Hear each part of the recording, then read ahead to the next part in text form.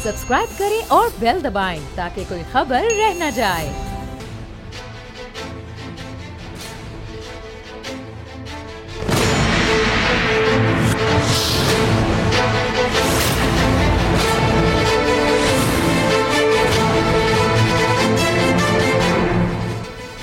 अस्सलाम वालेकुम, मैं नूरुल आरफीन सिद्दीकी और आप देख रहे हैं मेरी जंग। तंग आमद बजंग आमद, तहरीक इंसाफ के ताने सुन सुनकर बेजार आ चुकी पाकिस्तान पीपल्स पार्टी ने अज खुद उज़ैर बलोच केस की GIT रिपोर्ट को पब्लिक करने का ऐलान कर दिया। ये ऐलान मुर्तज़ा वहाब साहब ने एक पुरहुजूम प्रेस कॉन्फ्रेंस में किया। इसी के साथ साथ उन्होंने फरमाया कि सानह बल्दिया और निसार मोराई की GIT रिपोर्ट्स भी पीर को वेबसाइट्स पर अपलोड कर दी जाएंगी। उज़ैर बलोच के हवाले से दो खबरें मेरे पास मौजूद हैं, इख्तिसार के साथ आपकी खिदमत में पेश करके फिर मैं आगे बढ़ूंगा। उज़ैर बलोच का कहना है कि 198 अफराद को कत्ल किया, 2 अफराद कम 200 अफराद, डबल सेंचुरी के करीब था। ये बड़े पैमाने पर अफसरान की तैनातियाँ कराईं। मकतूलीन में रेंजर्स और पुलिस एहलकार शामिल, बहुत सौ को लिसानी बुनियाद पर और हरीफाना चश्मिक के बायस मौत के घाट उतारा।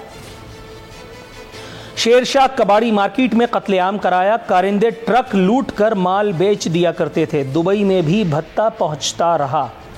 रिश्तेदारों के नाम खती रकूम और करोड़ों की जायदाद। दूसरी खबर बताती है उज़ैर बलोच ने 2009 तक 2012 असलहे के 4 ज़खायर खरीदे, 95 सब मशीन गन्स, 300 दस्ती बम और लाखों गोलियां अपने ग्रुप्स में बांटी। गैर कानूनी असलहा कानून नाफिज करने वाले इदारों के खिलाफ मज़ाहमत में इस्तेमाल हुआ। बहुत सारे सवालात हैं, लेकिन उन तमाम सवालात की डिटेल में जाए बगैर आगे बढ़ते हैं। सिर्फ एक सवाल करूंगा, मेरा ख्याल है कि तमाम चीज़ें बयान हो जाएंगी। उज़ैर बलोच महज एक कहानी का कोई किरदार है या खुद मुजस्सम कहानी? और दूसरी बात कि पाकिस्तान तहरीक इंसाफ को, PTI को इस GIT रिपोर्ट के पब्लिक किए जाने पर भी एतराज़ क्यों है, जानेंगे अपने मेहमानों से। दूसरी स्टोरी आज की एक इंतहाई फजूल सी बेवक्त की रागनी, लेकिन बहरहाल रस्म है इसलिए इस पर बात करना ज़रूरी है। इस पर बात करके कुछ मिलना मिलाना तो वैसे भी नहीं है, लेकिन फिर भी के इलेक्ट्रिक की खुदसरी एक मरतबा फिर इस सीज़न में देखने में आ रही है। के इलेक्ट्रिक एक मरतबा फिर हुकूमती रेट के साथ फुटबॉल खेलती दिखाई दे रही है, गोल पर गोल करती रादर दिखाई दे रही है।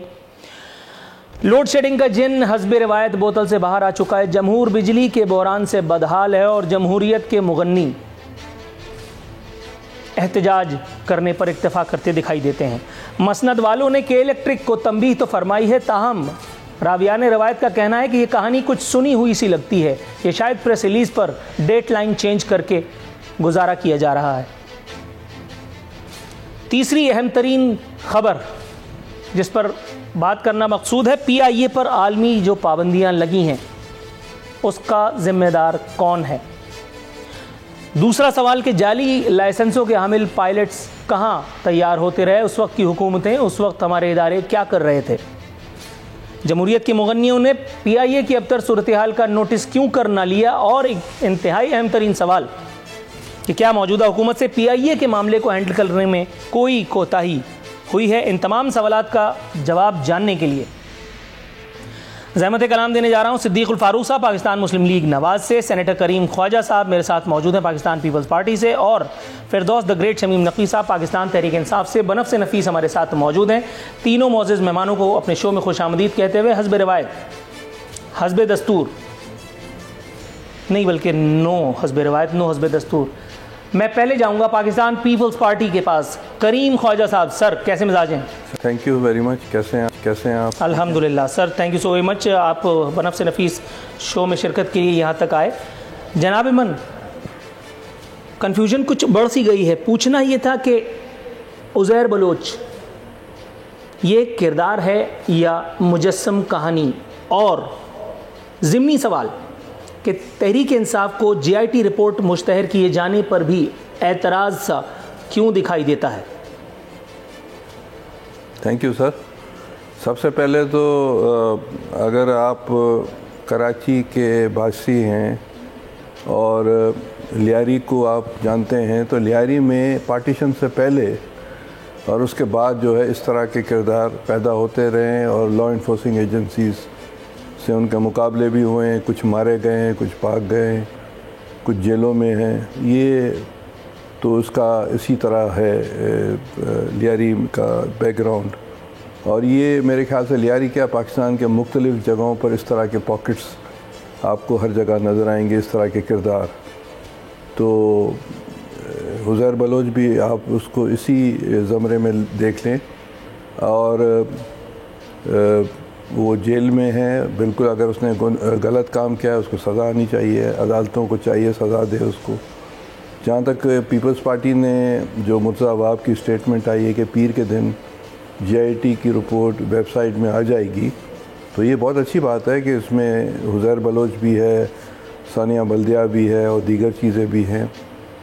और PTI को एतराज़ क्यों होना चाहिए भाई, जो चीज़ है और वही लॉ इन्फोर्सिंग एजेंसी से लेकर ही हम दे रहे हैं ना, उसमें तो कोई हैंकी फैंकी तो पॉसिबल ही नहीं है। अगर हैंकी फैंकी होगी तो असल रिपोर्ट्स है वो तो पड़ी हैं, तो वो तो उसी पॉसिबिलिटीज शायद कुछ हैं, क्योंकि हलीम आदिल शेख साहब का बयान मेरे सामने मौजूद है। वो फरमा रहे हैं कि जो JITs पेश करने जा रहे हैं वो जाली होंगी। देखें अब ये JIT जाली कैसे होगी, मैं इस पर मेरे ख्याल है अगर आप मैं एक बात बता दूं, हुकूमत पीपल्स पार्टी की हो या PTI की हो, मुस्लिम लीग नून की हो, लॉ इन्फोर्सिंग एजेंसीज के पास जो रिकॉर्ड होता है वो स्टेट का रिकॉर्ड होता है। जो हुकूमत होती है वो उसके सावदीद होती है कि उसको करे, अदालत के पास भी अख्तियारात होते हैं।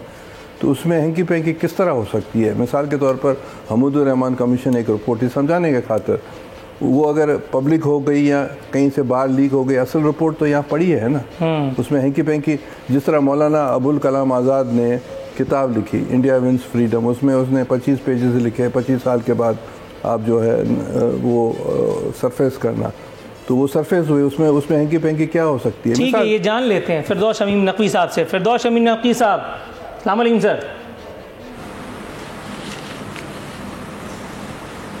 वालेकुम अस्सलाम। सर, सवाल तो आप सुन ही चुके हैं, फिर भी जवाब देना एक रस्म है। PTI को इस JIT रिपोर्ट को पब्लिक कराने के ऐलान पर भी एतराज़ है, और BBC की रिपोर्ट रियाज सोहेल साहब की फाइल करदा रिपोर्ट मेरे सामने मौजूद है, वेबसाइट से मैंने ली है।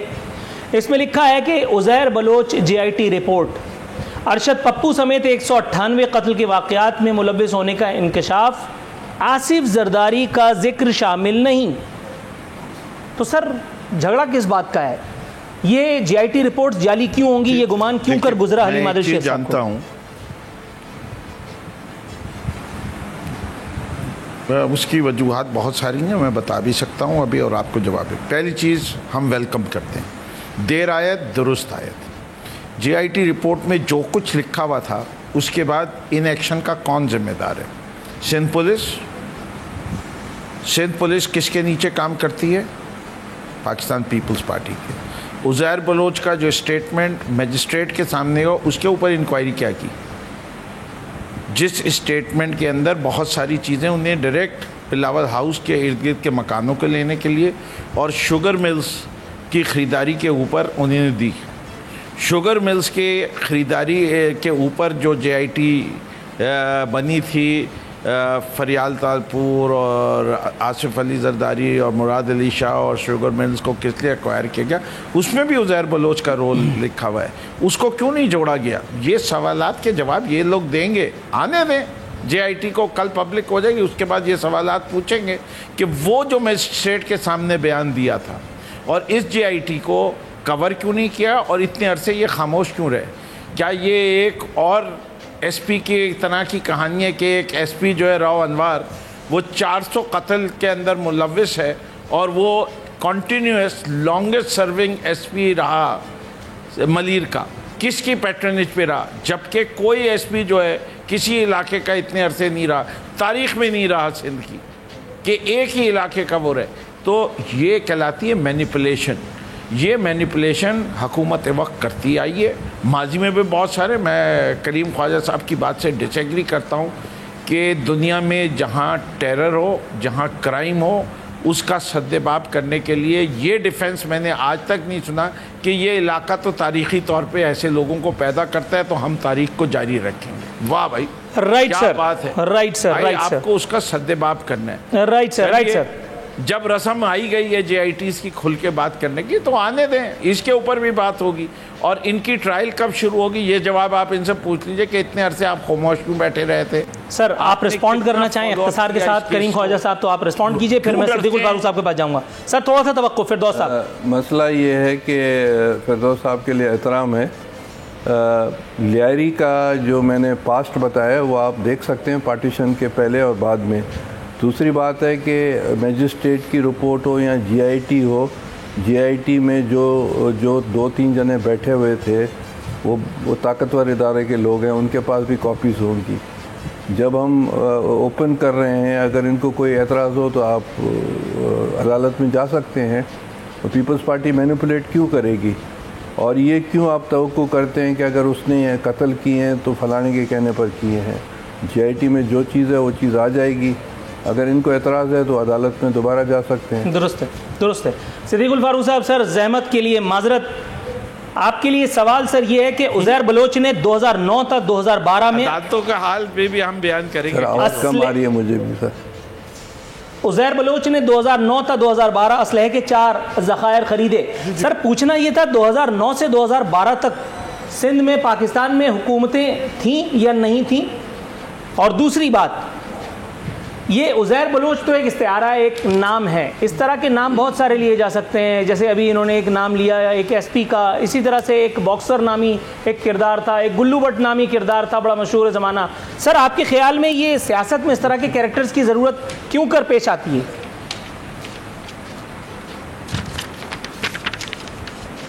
बिस्मिल्लाहिर्रहमानिर्रहीम। बहुत शुक्रिया नूरुद्दीन सिद्दीकी साहब। मैंने अपने दोनों भाइयों की बातें सुनी, दोनों के लिए एहतराम। लेकिन मैं आपको एक छोटी सी बात अर्ज़ करता हूँ। मैं 98 में हाउस बिल्डिंग फाइनेंस कॉरपोरेशन का चेयरमैन और मैनेजिंग डायरेक्टर था। एक वहाँ थी यूनियन CBA और एक हारी हुई यूनियन थी। हारी हुई यूनियन वाले मेरे पास आए कि जी ये बड़ी बदमाशी करते हैं तो आप हमसे खिदमत लें, हम इनकी ऐसी तैसी कर देंगे। मैंने नाम इस वक्त मैं उसका नहीं लेना चाहता। मैंने कहा जब इदारे ने और अल्लाह ने मुझे इख्तियारात दिए हैं तो ये एक के ख़िलाफ़ मैं दूसरे बदमाश को इस्तेमाल करूं। मैंने ऐसे ही ज़रा गुस्से में कहा कि अगर बदमाशी करनी है तो फिर जिसके पास इख्तियार है वो बदमाशी करेगा और आप लोगों को मैं बदमाशी नहीं करने दूँगा। हुआ ये कि CBA वाले जब तक अपने हुदूद में रहे वो ठीक था। जब हुदूद से बाहर निकले मैंने अल्लाह के फजल उन्हें हुदूद में कर दिया। और वो जो बदमाश बने फिरते थे कि हमें बदमाश के तौर पर इस्तेमाल करें, उनको भी मैंने टोकरे के नीचे बंद कर दिया। और जो HBFC थी वो स्मूथली चलनी पड़ी, किसी की बदमाशी सब की ख़त्म। ये एक छोटे से इदारे में एक छोटा सा चेयरमैन था। तो मुल्क के अंदर माफिया और ये फ़लाँ बदमाश है और फ़लाँ डकैत है और नो गो एरिया है, ये क्यों? फ़ौज भी हो, पुलिस भी हो, रेंजर्स भी हों, IB भी हो, CID भी हो, स्पेशल ब्रांच भी हो, ISI भी हो और अल्ताफ़ हुसैन भी बनाया जाए और MQM भी बने। ये 198 कत्ल करें और वो हज़ारों कत्ल करें। और अब और एक जनाब ज़ियाउल हक MQM बनाए और परवेज़ मुशर्रफ उसे सपोर्ट करे।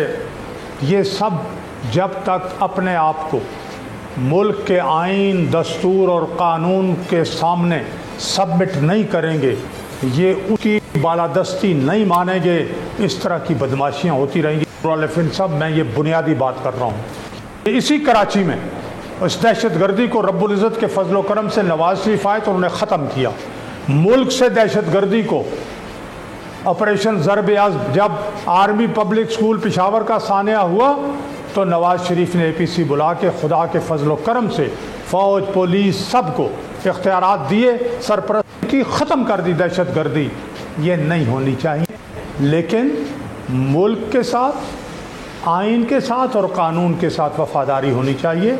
इंसान की खून की बड़ी हुर्मत है, लेकिन जब लोग MQM और अल्ताफ़ हुसैन बनाएंगे तो फिर इसी तरह की बातें होंगी। ये नहीं होनी चाहिए। राइट सर, थोड़ा सा तवक्कुफ़ की इस्तदा है। सर करीम ख्वाजा साहब अब आते हैं उस एक मौजू पर कि जो मेरा ख़्याल है कि सबसे ज़्यादा इस वक्त ज़ेर बहस है, और मैं बात कर रहा हूँ कराची में उमूमन पूरे पाकिस्तान में होने वाली लोड शेडिंग की। सर यहाँ सरकार से सवाल करें या अपोजिशन से, अल्हम्दुलिल्लाह जवाब सबका एक ही जैसा होता है, सब मजम्मत करते हैं, सब एहतजाज करते हैं। हुकूमतों का काम एहतजाज करना है या गवर्न करना, डिसिप्लिन में लाना है। हम एक इंडिपेंडेंट, अल्हम्दुलिल्लाह हम एक आज़ाद खुद मुख्तार रियासत के शहरी हैं, ऐसा मेरा गुमान है, ऐसा मेरा यकीन है, अल्लाह ताला मुझे दुरुस्त साबित फरमाए। तो फिर ये एक इदारा जिसका नाम है के इलेक्ट्रिक, ना ये विफाक से संभल रहा है, ना ये सूबे से संभल रहा है, ना सूबा इस पर कुछ कर पा रहा है, ना विफाक कुछ कर पा रहा है। इस वक्त बाकायदगी से मेरे सामने ख़बरें मौजूद हैं, पिछले तमाम दिनों से मैं इसको रिसर्च करता रहा हूँ। शदीद गर्मी में 15 घंटे की कमोबेश लोड शेडिंग हो रही है। ये कराची के तमाम इलाक़ों में, मुल्क के तुलो अर्ज़ में जो हो रहा है वो बिल्कुल एक अलग कहानी है, लेकिन बिलखुसूस अगर हम कराची स्पेसिफ़िक होकर के बात करें। सर विफाक में एक वक्त में आप भी हुकूमत कर चुके, सूबे में भी आपकी हुकूमत उस वक्त भी थी, आज भी है अल्हम्दुलिल्लाह। सर क्या वजह है, क्या डेडिकेशन कमिटमेंट की कोई खुदा न खास्ता कमी थी, या कहीं कोई और मसलहतें कार फरमा रहीं कि जो के इलेक्ट्रिक को जो है उनको आईना नहीं दिखाया जा सका, आवाम को एक सहूलत, एक राहत नहीं फराहम की जा सकी? देखें जनाब, मैं एज अ सियासी वर्कर, और मैंने उस वक्त भी जब हमारी हुकूमत थी या नून की हुकूमत थी और अब PTI की हुकूमत है, ये हमारे लिए नहर स्विस बन गया, स्विस कनाल बन गया है।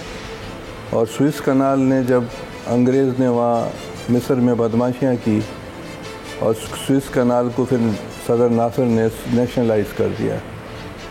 एज अ पॉलिटिकल वर्कर मैंने अपने पार्टी में भी ये बात डिस्कस की थी मुख्तलिफ़ वक्तों में, और चैनल पर भी मैंने बहुत दफ़ा ये बातें की है।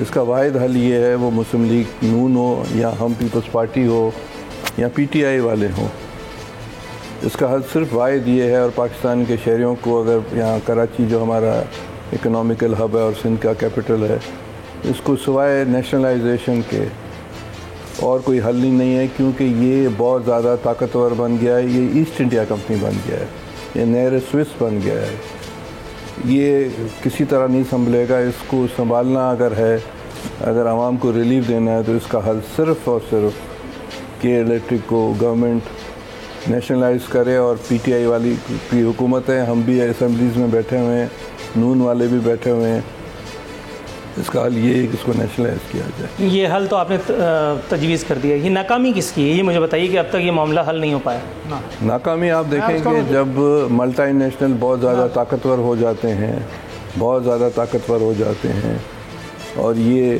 सारी दुनिया में होता है। जो आजकल दुनिया में मल्टीनेशनली रूल कर रहे हैं, वो अमेरिका हो, यूरोप हो, या पाकिस्तान हो, या हिंदुस्तान हो, तो इस तरह की वो जो है मोनोपोलीज हो जाती है। तो उसका हल यही मुझे नज़र आता है। और इसमें ईस्ट इंडिया कंपनी को अगर तोड़ना है, या के इलेक्ट्रिक की सूरत में, पाकिस्तान में बहुत ज़्यादा ईस्ट इंडिया कंपनीज़ हैं, और पाकिस्तान के अवाम को इस तरह की ईस्ट इंडिया कंपनी से दो शमीम नकी साहब, सर ये मुझे बताइएगा, इससे पहले कि ब्रेक पर जाने की कॉल दे दी जाए और बात कट जाए, सर ये मुझे बताइए, जब सरकार का हुक्म चलता था यहाँ तो इसे प्राइवेटाइज कर दिया गया, अब ये बात आई है कि इसे दोबारा नेशनलाइज कर दिया जाए, उसके बाद वहाँ नाकाम होंगे तो फिर दोबारा प्राइवेटाइजेशन की तरफ जाएंगे, यही फुटबॉल पिंग पोंग खेलते रहेंगे, तब तक तो टाइम पास हो चुका होगा। ये जो ईस्ट इंडिया कंपनी इन्होंने फरमाया, मैं बिल्कुल मैं देखिए, प्लीज़ गो ऑन सर। मैं आपका सवाल समझ गया हूँ, अगर इजाज़त दें तो मैं क्विकली, पहली चीज़ ये सलूशन जो है प्रैक्टिकली नहीं है, इससे कि हम इसके असरात देख चुके हैं कि कराची इलेक्ट्रिक किस तरह पॉलिटिसाइज हुई थी, किस तरीके से वहाँ पॉलिटिकल वर्कर ने अपनी जगह ली और किस तरह उसकी परफॉर्मेंस गिरती आई।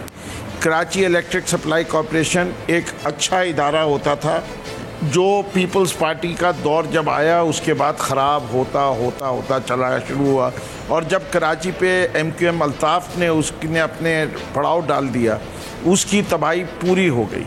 लेकिन सबसे ज़्यादा तबाही जो की वो उन लोगों ने की जिन्होंने ये एग्रीमेंट जिस वक्त प्राइवेटाइजेशन का किया, उस एग्रीमेंट के अंदर इतने झोल छोड़ दिए कि ये जो कंपनी है ये जिन बन गई। अगर उस वक्त कुछ लोग अपने कहते हैं ना कि फ्यूचरिस्टिक सोच रखते होते तो वो इसको एक मोनोपोली नहीं बनने देते। इस शहर के अंदर कंपटीशन रहता। इस वक्त पाकिस्तान की तमाम स्टेट ओन्ड डिस्ट्रीब्यूशन कंपनी सिवाय इस्लामाबाद इलेक्ट्रिक सप्लाई कॉरपोरेशन के सब लॉसेस में है। बट डिलीवरी जो है और लोड शेडिंग एक अलहदा मामला है, इनकी प्रॉफिटेबिलिटी एक अलहदा मामला है। हमें एजेंडा क्या है? आवाम को सस्ती बिजली और मुस्तकिल बिजली चाहिए, और सस्ती बिजली उतनी सस्ती हो सकती है जितनी सस्ती बनाने में होती है। हमने पावर की मिक्स ख़राब की। हमने पूरी 94 की जो पॉलिसी थी वो thermal oil furnace oil base कर दी, और उसके ये अब बहुत टेक्निकल मौजू होता जाएगा आपके इस शो के लिहाज से। अनलेस अनटिल आप पूरा शो करना चाहें इसके ऊपर तब तो इस पे समझाया जा सकता है। लेकिन मैं समझता हूँ कि इलेक्ट्रिक का एग्रीमेंट एक्सपायर होने वाला है 2023 में। 2023 के अंदर एक ज़बरदस्त अपॉर्चुनिटी मिलेगी। हम इस पर भी काम कर रहे हैं कि इसको दुरुस्त किया जाए। फ़िलहाल इन लोगों ने जो तरीक़ेकार किया हुआ है, जब इनके खिलाफ कोई एक्शन लिया जाता है ये उसके खिलाफ जाके स्टे ले आते हैं। सर आपकी बात बिल्कुल दुरुस्त है। कता कलामी की गुंजाइश निकालते हुए मैं आपकी खिदमत में दो बातें अर्ज कर दूं। आपकी बात बिल्कुल ठीक है। एक तो ये कि आपने कहा कि जो प्राइवेटाइजेशन का जो मुआहदा था उसमें इतने सुकुम उतने उयूब छोड़ दिए गए हैं कि जहाँ से ये फ़ायदा उठा रहे हैं। तो उसके बाद क्या इस सिलसिले में वो प्राइवेटाइजेशन परवेज़ मुशर्रफ ने की थी जो MQM के मैनेटर हैं। चलिए ये मेरा ख्याल है कि हम डोनाल्ड ट्रंप पे डाल देते हैं। की थी, मैं तो आपको एक्यूज ही नहीं किया। करीम ख्वाजा साहब आप गिल्टी क्यों फील कर रहे हैं? चलिए अच्छा, तो इसका मतलब ये हुआ कि वो उस मुआहदे में चूंकि वहाँ उस वक्त उयूब थे, सुकुम थे, खामियाँ थी, तो उसका फ़ायदा वो के इलेक्ट्रिक ने उठा लिया। चलिए इसका मतलब है कि इस पूरे इतने बड़े कई करोड़ के मुल्क में कोई इतना काबिल, लायक, आकिल, बालिग, ज़हनी तौर पर जिसको कहते हैं ज़बरदस्त किस्म का आदमी नहीं है कि जो के इलेक्ट्रिक की झोलझाल को टेकअप कर सके। एक बात। दूसरी बात, आपने सर कहा कि MQM जब आई, जब पीपल्स पार्टी आई तो यहाँ ये सब होता रहा। सर ये मुझे बताइएगा विद ऑल ड्यू रिस्पेक्ट, ये सारी चीज़ें तो ये पॉलिटिकली मैटर्स हैं, एक दूसरे के ऊपर मड स्लिंगिंग करके। सर मुझे अनफॉर्चुनेटली ब्रेक दी गई है। ब्रेक से वापस आऊँगा, दोबारा आपसे एक तवील सवाल इंशाअल्लाह ताला पूछूँगा।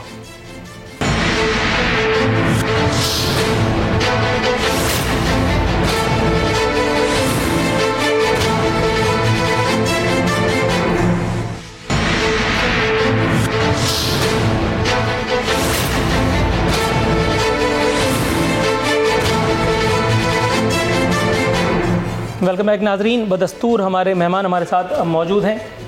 फिरदौस शमीम नकवी साहब, सर ये मुझे बताइएगा, हम बात कर रहे थे कि इस मुआहदे में चूंकि इतने सुकुम, इतने उयूब मौजूद हैं तो उसका फ़ायदा के इलेक्ट्रिक उठा रही है। सर के इलेक्ट्रिक की जोलजाल का मुकाबला करने के लिए हमारे पास कोई मर्द बहरान, मर्द मैदान जावेद मियां दैट टाइम मौजूद नहीं था। दूसरी बात, दो पुरलुत्फ बयानात आपकी खिदमत में पेश करके एक और सवाल दागे देता हूँ। वो बयान ये है कि के इलेक्ट्रिक शहरियों की शिकायत के बरवक्त अजाले को यकीनी बनाए, ये कहना है उमर अयूब साहब का। दूसरा गवर्नर सिंध का बयान है, वो फरमाते हैं कि बिजली की फराहमी में कोताही बर्दाश्त नहीं की जाएगी। सर आपके ख्याल में के इलेक्ट्रिक पर इन सारे बयानात का, इन सारी तंबीह का कोई फ़र्क पड़ेगा? और हमारी हुकूमत करने के बजाय, गवर्नेंस करने के बजाय, गवर्न करने के बजाय, ऑर्डर देने के बजाय एहतजाज पर आ गई है। सर मतलब अब कहाँ जाएं?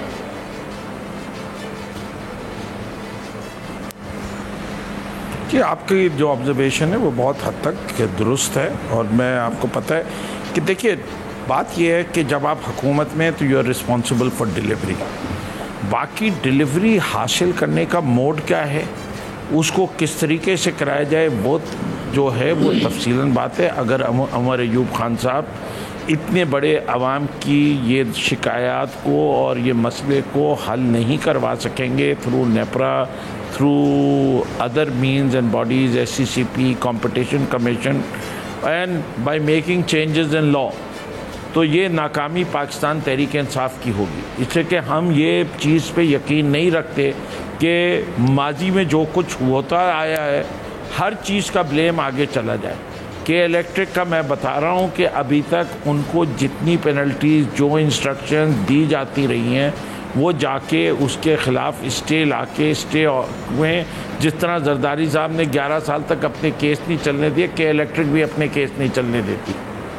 और वही कमाल कर सिकावा जो है उसकी वजह से अदालतों में फ़ैसले नहीं हो रहे। जब अदालतों में फ़ैसले नहीं हो रहे और जब फ़ैसले भी होते हैं तो वो भी हम देखते हैं कि करोड़ों रुपए फ़ीस वाला वकील जो है वो जब हज़ारों रुपए वाले फ़ीस के वकील के आता है तो मेरे ख़्याल से मुझे वकीलों के बारे में कुछ कहना नहीं चाहिए। जो हम केसेस पे फैसले देखते आ रहे हैं, क्लोज एंड शट केसेस जो हैं वो हमेशा अदालत में जाके लूज कर जाते हैं। राइट सर, सिद्दीकुल फारूक साहब के पास जाऊंगा। सिद्दीकुल फारूक साहब, सर ये मुझे बताइए, अफसोस की बात यह है कि इंसान अपने ज़मीरों को बेच रहे हैं। सर ये बस खुदा से दुआ करता हूँ कि हम इस मुल्क का ये माशरा तब्दील करने कामयाब हो जाए कि लोग अपने ज़मीर को इतनी सस्ते दाम ना बेचा करें। सर बात आपकी दुरुस्त है, लेकिन मैं बहुत ही आजी, बहुत ही इनकिसार के साथ, बहुत ही हम्बल उसके साथ आपकी खिदमत में एक बात अर्ज़ करूं, उसके बाद फिर मैं आगे बढ़ जाऊं, इससे पहले कि कोई बुरा माने। Sir to be very honest, ये जो तरीक़ेकार है, मुझे जवाब देने का हक ज़रूर दीजिए। नहीं, मैं सिर्फ एक आपकी खिदमत में एक बात करके फिर मैं आगे जा रहा हूँ, कोई फतवा खुदा न खास्ता सादर नहीं कर रहा। आपने जो अल्लाह मियां की खिदमत, मुझे भी इजाज़त देना। जी सर, मैं आपकी तरफ आ रहा हूँ, मतलब मेरी ये मजाल, मैं सिर्फ फिरदौस शमीम नकवी साहब से ज़रा थोड़ा सा वो कर रहा था। सर आपने कहा कि मैं अल्लाह मियां की खिदमत में और दुआ करता हूँ, और ये सर अल्लाह मियां के पास की गई दुआ भी उस वक्त कबूल होगी ना जब सूबा या विफाक कोई काम करेगा।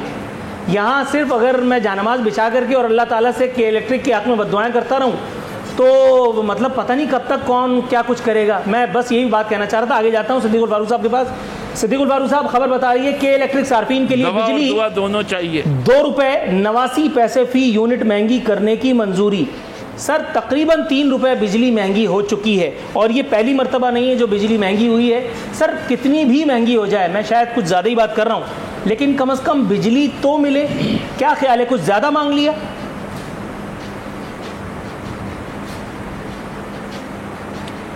जी दोनों सूरतें हैं, बिजली महंगी भी नहीं होनी चाहिए और मुसलसल मिलनी चाहिए। मौजूदा हुकूमत यानी PTI हुकूमत के वज़ीर ने ही पार्लियामेंट में खड़े होकर ये तस्लीम किया था कि 12,000 मेगावाट बिजली मुस्लिम लीग नून के दौर में पैदा हुई। लोड शेडिंग जो 20-20, 21-21 घंटे थी वो ख़त्म कर दी। अब इन 2 सालों में PTI वाले ने कितनी बिजली पैदा की, नंबर 1। दूसरी बात यह है जो फिरदौस शमीम नकवी साहब की बहुत अच्छी खूबसूरत बात, तो खूबसूरत है कि जनाब अली माशरा तब्दील, अभी उन्होंने बाद में ये भी कह दिया कि दुआ और दुआ दोनों। तो यहाँ तो सूरत यह है कि ख़ुद बदलते नहीं, कुरान को बदल देते हैं, नई नई तफसीरें, नई नई बातें करते हैं। जब तक मैं ख़ुद अपने आप को तब्दील करने के लिए तैयार नहीं होता, फिरदौस शमीम नकवी साहब सब मेरी इस बात की तस्दीक करेंगे, उस वक्त तक माशरा कैसे तब्दील होगा। मैं बेईमानी करूं, मैं हेरा फेरी करूं, मैं काम चोरी करूं और दूसरों से ये तवक्को करूं कि वो सब ठीक हो जाएंगे, नहीं हो सकता। कब कोई दुआ, कब कोई बला सिर्फ दुआओं से टली है, दुआओं से नहीं टलती। तो एक इन्होंने मिसाल दी आसिफ जरदारी साहब की कि वो 10 साल, तो मैं यहाँ इनको याद दिलाऊँ कि 7 साल से foreign funding case Imran Khan साहब भी तारीख की तारीख लेते चले जा रहे हैं। ये नहीं होना चाहिए, इस करें।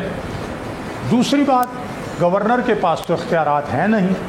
उमर अयूब साहब जो कर रहे हैं आपको पता है, तो के इलेक्ट्रिक में अगर लोगों के कोई माली मफादात नहीं, अगर लोगों के माली मफादात नहीं हैं तो के इलेक्ट्रिक भी बिल्कुल ठीक हो सकती है। खुदा के लिए मरकज़ और सूबा दोनों मिल बैठें और शहरियों को जलील रुसवा न करें। लेकिन इसका क्या करें कि आपने बैठे बिठाए 25 रुपये पेट्रोल की कीमत ने बढ़ाई और उसमें से 22 रुपये, 3 रुपये तो चलो ख़जाने में चले गए, 22 रुपये उनकी किन की जेब में गए हैं, कौन है?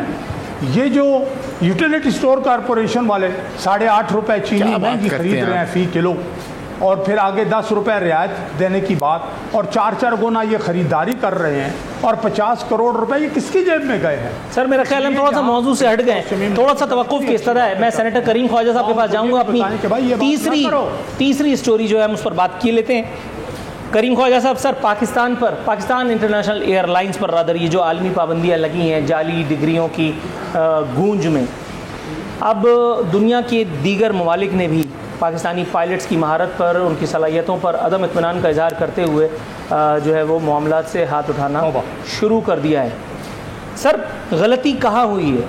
ये पायलट्स तैयार होते रहे जाली लाइसेंसों के हामिल, उस वक्त हमने गलती की, या उसके बाद गलती हमसे हुई कि हमने इन्हें नौकरियां दी, नौकरियां देने के बाद इन्हें मुस्तकिल किया, इन्हें जहाज़ उड़ाने के लिए दे दिए और वो चलते फिरते बम बन गए, या फिर उसके बाद गलती हुई है कि जो मौजूदा हुकूमत ने आ करके और ये उक़दा सबके सामने इसका पर्दाफाश किया है कि इस किस्म के अनमोल रतन भी हमारे पाकिस्तान इंटरनेशनल एयरलाइंस के फ्लीट पर मौजूद हैं? जनाब नूरुल आरिफीन, सबसे पहले तो PIA हमारा नेशनल फ्लैग कैरियर है जिस पर हमें फ़ख्र है। बदकिस्मती से PTI गवर्नमेंट ने, उसके वज़ीर ने और उसके बाद प्राइम मिनिस्टर साहब ने जो पार्लियामेंट में ये बातें कही कि ये जाली डिग्रियां और दीगर चीज़ें जिसकी वजह से और तो और सारी दुनिया में हमें बड़ी अफसोसनाक सिचुएशन पाकिस्तान फेस कर रही है। तो ये डेलिब्रेट अटैम्प्ट है या डेलिब्रेट अटैम्प्ट नहीं है, अनकॉन्शियसली कोई गलती हुई है, दोनों सूरतों में ये इनकी एक नाअहली है कि इन्होंने पार्लियामेंट के फ्लोर पर खड़े होकर PI की ऐसी कम तैसी की और उसके रद्द-ए-अमल आप सारी दुनिया में देख रहे हैं। अगर तो कोई मिस्टेक थी तो विदिन वो ऑर्गेनाइजेशन ये चीज़ें तब्दील कर सकते थे। इस तरह पब्लिक करके, इस तरह फ्लोर पर आकर कहकर आप मुझे बताएं, जिस तरह पाकिस्तान का हर जगह जो रिस्पांस मिल रहा है पाकिस्तान के ख़िलाफ़, इसको गेन करने में कितना ऐसा लगेगा। और इस सारा जो PIA और आपका एविएशन सारी बैठ गई है। तो ये मिस्टेक इनकी है और इन पर बिल्कुल ये जो मिनिस्टर साहब हैं इनकी जाली डिग्री थी, जो खुद की इनकी जाली डिग्री है, तो अखबारों में भी आ रहा है, वो भी तहकीकात होनी चाहिए। और इमरान खान ने बड़ी जो है इमेच्योरिटी की है इस हवाले से, नंबर 1 बात। नंबर 2 बात, मैं एक बार नकवी साहब को एक मिसाल में दे दूँ। नकवी साहब आप बहुत अच्छे आदमी हैं। ईरान में 1953 में मुसद्दिक प्राइम मिनिस्टर थे और उन्होंने जो है वहाँ की ईस्ट इंडिया कंपनी जो है वहाँ ऑयल को नेशनलाइज कर दिया। तो आप भी थोड़ी हिम्मत करें, अपने प्राइम मिनिस्टर को कहें कि के इलेक्ट्रिक को नेशनलाइज करें। और ये जो PIA में जो आप लोगों ने गलती की है वो आप अपोलोजाइज़ करें प्राइम मिनिस्टर फ्लोर पर आकर, और मिनिस्टर को सेक करें कि ये जो पाकिस्तान का नुकसान हुआ है कोई पीपल्स पार्टी या नून का नुकसान नहीं हुआ, पाकिस्तान का नुकसान। राइट सर, फिरदौस शमीम नकवी साहब का मौक़िफ़ लेंगे लेकिन एक मुख्तसर से वक्फे के बाद।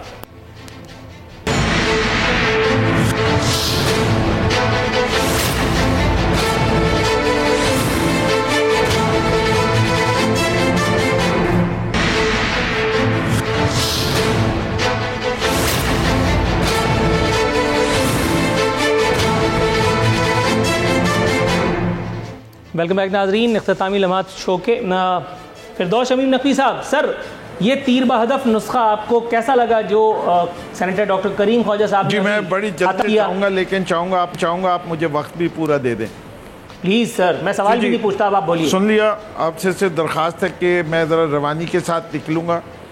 जी देखिए, पहली चीज़ हमने वादा कौम से लेकिन किया मुझे था भी आखिर में 2 मिनट देना है। कमेटी की रिपोर्ट आएगी वो हम कौम के सामने रख देंगे।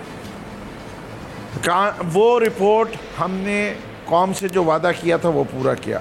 अगर इंक्वायरी कमेटी को इज्जत देनी है तो उनकी रिपोर्ट के अंदर ये अगर हक़ाइक़ सामने आए कि यहाँ एविएशन के लाइसेंसेस जो सिविल एविएशन दे रही थी उसमें बकौल आपकी ज़बान के तुख़्म है, तो उसकी निशानदही करना, इससे कि वो वैसे भी पब्लिक होगी, उसको ख़ुद ओन करके दुरुस्त करना चाहिए।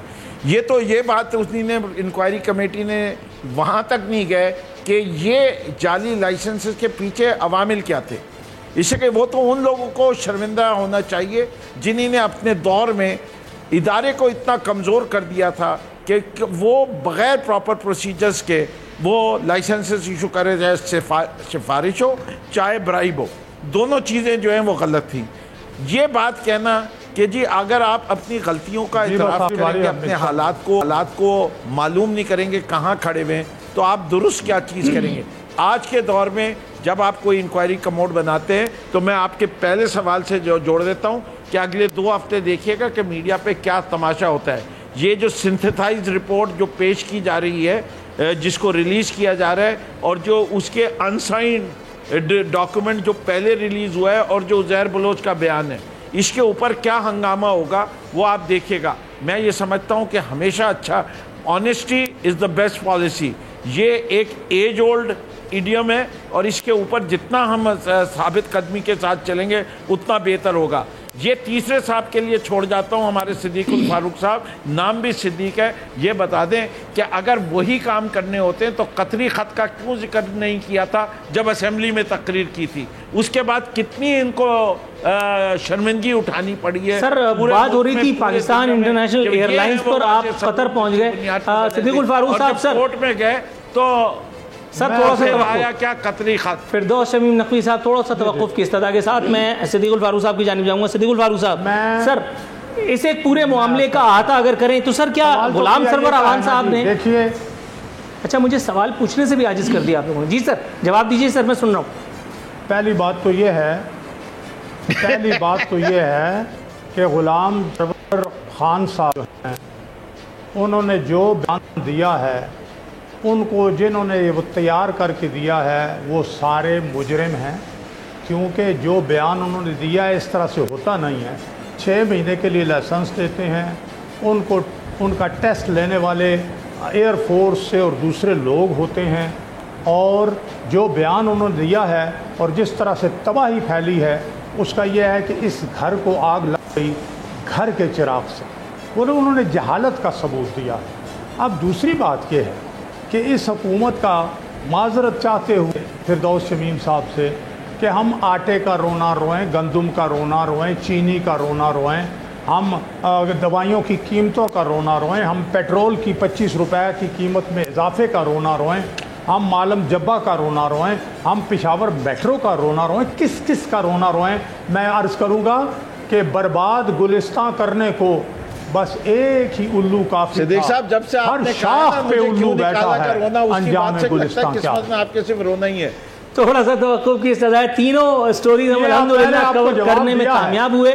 कितना कुछ मिला है या नहीं ये तो फैसला नाज़रीन नहीं करना है। अब कुछ जो डट के खड़ा है कप्तान, सुन ले सर, थोड़ा सा डट के खड़ा है कप्तान पेट्रोल माफिया के साथ, डट के खड़ा है कप्तान चीनी माफिया के साथ, डट के खड़ा है कप्तान वो दवाइयां महंगी करने वालों के साथ।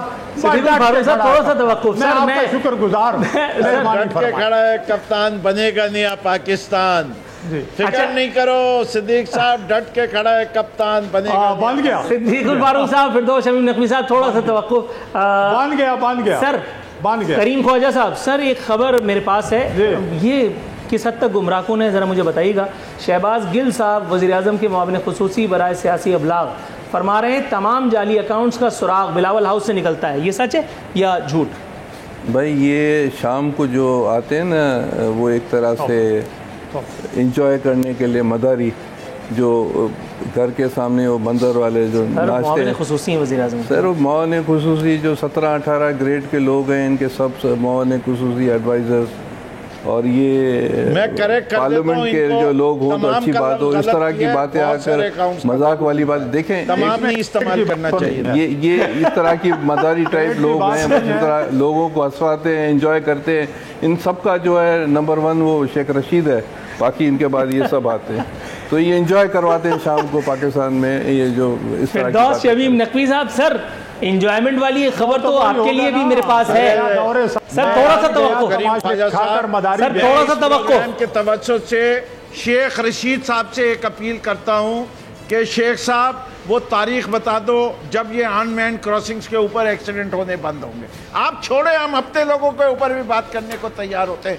मैं समझता हूँ ये हेडलाइन भी आप चलाएं तो मुझे कोई इतराज नहीं है। मैं पीटीआई वर्कर ये डिमांड करता हूँ, वो तारीख चाहिए अब कि जब ये अनमैन्ड क्रॉसिंग्स के ऊपर हादसा होने। सर थोड़ा सा तवक्कुफ अगर आप करें तो मैं अगला सवाल दागूंगा, उसके बाद फिर प्रोग्राम वाइंड अप करना है। शेख रशीद पहले भी रहा।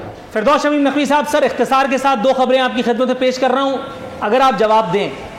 एक खबर बता रही है मुल्की बरामदात 3 साल की कम तरीन सतह तक पहुंच गई, और दूसरी खबर के मुताबिक महंगाई 2.29% बढ़कर 9.7 7% हो गई। सर आपका मुख्तसर जवाब।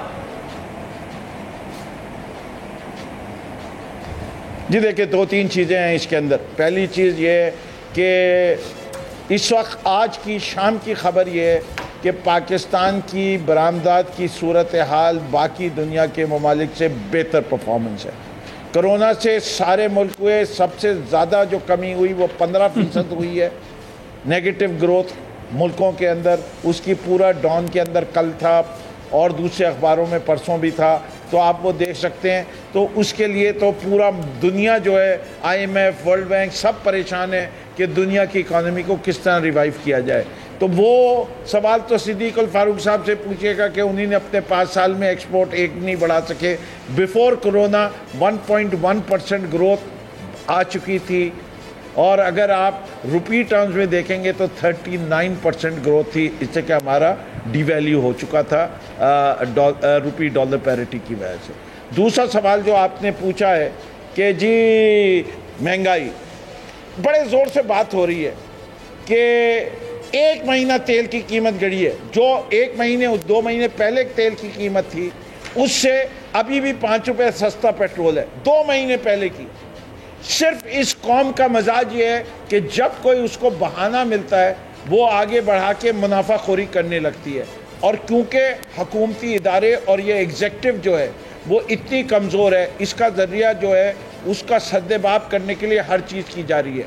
वीट कहा गया कि जी होर्डिंग शुरू की, हमने वीट की इंपोर्ट के लाइसेंस खोल दिए। सर थोड़ा सा तवक्कुफ, प्रोग्राम को वाइंड अप की तरफ ले जाना है। सिद्दीक अल फारूक साहब, फिरदौस शमीम नकवी साहब का ये एतराफ, सर इस पर आप क्या कहेंगे? सर फिरदौस शमीम नकवी साहब, सर प्रोग्राम को वाइंड अप करना है, सर थोड़ा सा तवक्कुफ, प्रोग्राम को वाइंड अप करना है। सिद्दीक अल फारूक साहब, सर ये मुझे बताइएगा, ये एतराफ फिरदौस शमीम नकवी साहब का ये एतराफ, आप इस पर क्या कहेंगे कि हुकूमत और हुकूमती इदारे जो इस हद तक कमजोर होते हैं कि ये माफियाज को, जो भी उन्होंने कहा आपने सुना, मैं इसको दोहराना नहीं चाहता, इख्तिसार के साथ फिर वाइंड अप। मैं बड़े इख्तिसार, जब तक हुकूमत के अंदर माली मफादात वाले लोग ना बैठे हों, रिश्वतें ना लेते हों, माफियाज मजबूत नहीं हो सकते। अगर ये रिश्वत लेना बंद कर दें, इनके फाइनेंशियल इंटरेस्ट ना हो, कोई माफिया तगड़ा नहीं हो सकता। दूसरी बात जो उन्होंने की, फरवरी तक तमाम आशारिये इक्तिसादी तबाहकुन थे, उसके बाद कोरोना आया है। इन्होंने अभी ये कहा है कि जी कौम का मिजाज ये है। एक जुमला नहीं, एक जुमला सुन ले फिरदौस शमीम नकवी साहब, सुन ले सुन ले। इनके लीडर ने कहा था कि कौम हमारी बहुत अच्छी है, एग्री कर रहा हूँ, कौम बहुत अच्छी है, वजीर आजम जो है नालायक होता है तब। अब ये कह रहे हैं कि कौम का मिजाज साहब, फिरदौस शमीम नकवी साहब, सेनेटर डॉक्टर करीम ख्वाजा साहब, तीनों मुअज़्ज़िज़ मेहमान में शिरकत पर इंतहाई मशकूर हूँ। नाज़रीन, ये था आज का प्रोग्राम। कल इंशाअल्लाह ताला बशर्ते ज़िंदगी हाजिर खिदमत होंगे। फ़ी अमानिल्लाह।